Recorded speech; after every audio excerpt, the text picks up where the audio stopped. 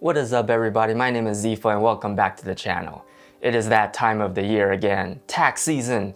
Depending on your financial situation, you will either get a fat paycheck from the IRS or end up owing a hefty chunk of change after you file your taxes.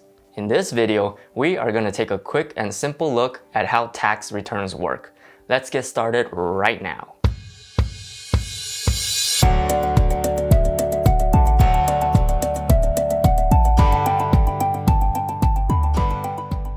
So most of us are wage earners, meaning we go to work and earn a paycheck.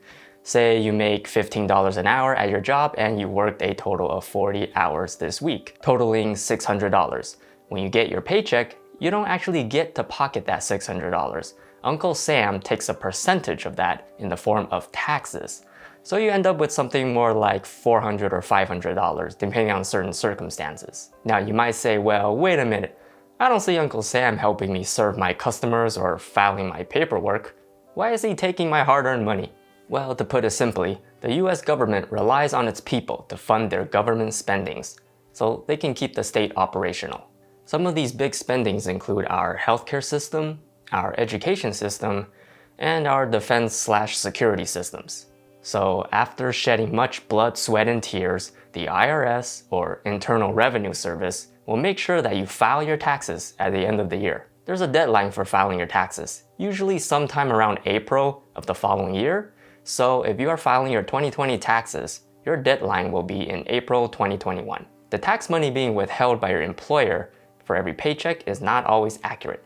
Sometimes you pay more than you should, and sometimes you don't pay enough. This end of the year tax filing is a way for the government to make sure you are paying your fair share in taxes. If you decide not to pay your taxes, you might just end up getting a rude letter in the mail one day from the IRS demanding that money you owe, along with a nice penalty fee.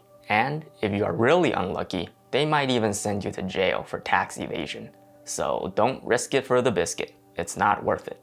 Now, depending on how much money you made for the year, you'll be taxed based on the federal income tax brackets. This bracket determines how much percentage of taxes you need to pay. For the year 2020, if you made less than $9,875, you only need to owe about 10% in federal income taxes, 12% for incomes earned between $9,876 to $40,125, all the way up to 37% if you are making $518,401 or more if you are filing as a single.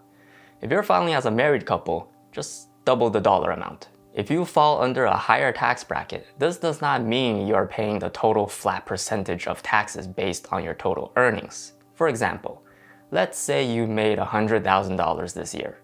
The first $9,875 is being taxed at 10%.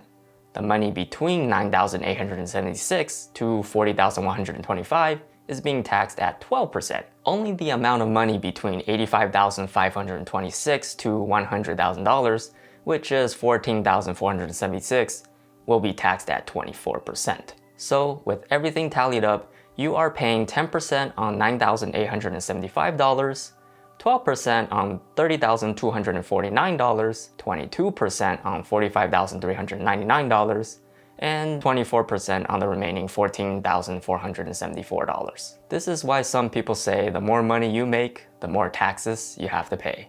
If you make $1 million, chances are you gotta pay close to 40% of that in taxes. And if you live in a state like California, you gotta pay an additional 12% of state income tax on top of that.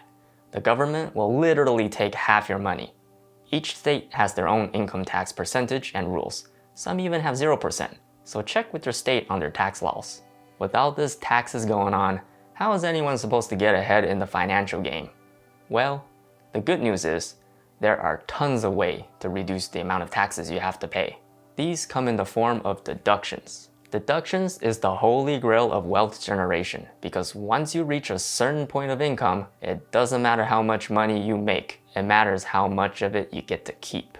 As of 2020, everybody who files their taxes are subject to a standard deduction of $12,400.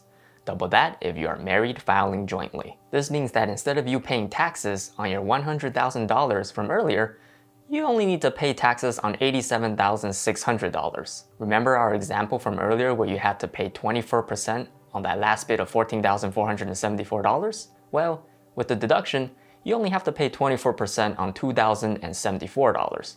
That's a huge difference. Aside from the standard deductions, there are also something called itemized deductions. There are hundreds of different deductions out there, and you have to take the time to analyze which ones you qualify for. Some common ones include student loan interest deductions, charitable donations, medical expenses, mortgage interests, and even gambling loss deductions. Itemized deductions are a great way to lower your taxable income. However, you have to choose which one you want to file with, either standardized deductions or itemized deductions. You can't have both. The general rule of thumb is, if you can deduct more from the itemized deductions, then go for that one. There's more paperwork involved and takes a bit longer, but if it can save you a good chunk of change, then it'll be worth it. This is where you have to talk to your professional CPA and figure out the best choice for you. Aside from the money you made from your regular job, don't forget that you also have to pay taxes on other forms of income. This includes commissions, freelance earnings, holiday bonuses, and even money you made from trading stocks with that popular Robinhood app. Some people made hundreds of thousands of dollars trading stocks. That is amazing. But don't forget, you have to pay taxes on those because it's still considered a form of earned income. Also, depending on how long you held that stock for, it can be either classified as a short-term capital gain, which are stocks you buy and sell within 1 year, or long-term capital gain, which are stocks you sold after holding onto it for more than a year. Generally, people pay more taxes on short-term capital gains compared to long-term capital gains. Taxes can be confusing, and they don't really teach you this kind of stuff in school. We learn about earning money and getting a paycheck, but we don't learn about keeping money. These are two sides of the same coin, so we have to do our best to understand both. That is the goal of this channel, to educate and inspire people about personal finance and self-development. Alright guys, hope this little bit of information was helpful. Don't forget to hit that like button down below and subscribe to the channel for more content just like this. Have a wonderful and safe week. I'll see you all next time. Bye-bye.